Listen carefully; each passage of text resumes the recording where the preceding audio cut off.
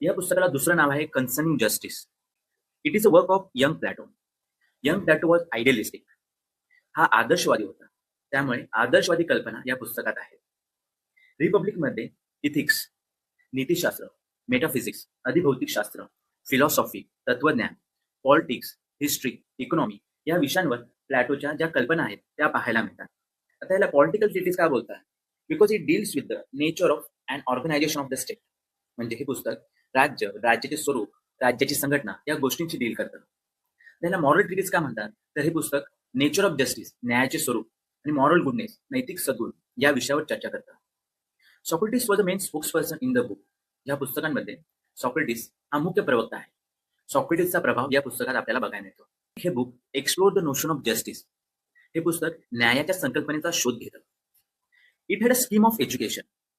म्हणजे शिक्षण पद्धत कशी असावी यावर प्लॅटोने आपले विचार मांडले आहेत.